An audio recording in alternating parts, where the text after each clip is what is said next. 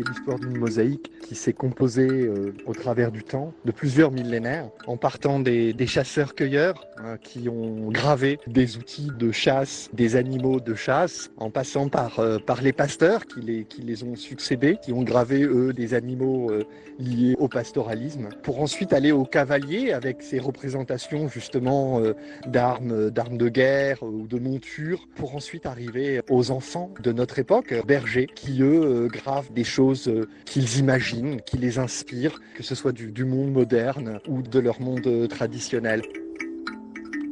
Romain Simonel est anthropologue, il travaille pour l'IRD, l'Institut de recherche et de développement. La première fois qu'il va découvrir cette dalle, c'était il y a 6 ans. Devant lui, des milliers de gravures, certaines sont superposées. On va y trouver des représentations de rhinocéros, d'autruches, mais aussi un vélo ou encore des camions, des gravures qui pour certaines remontent au 1er millénaire avant Jésus-Christ. Le site d'art rupestre est d'une richesse inouïe, il faut le préserver.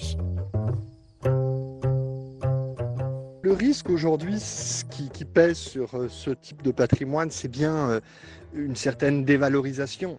Dévalorisation du patrimoine, mais aussi dévalorisation des acteurs locaux. C'est-à-dire, c'est à partir du moment où on donne un intérêt à ce patrimoine et aux gens qui côtoient et qui connaissent ce patrimoine qu'on peut véritablement les préserver à long terme. Photographier chaque centimètre carré, décrypter, dater les gravures sur des milliers d'années, un travail de titan rendu possible grâce à l'outil numérique. Alors la restitution virtuelle, elle nous a paru vraiment évidente.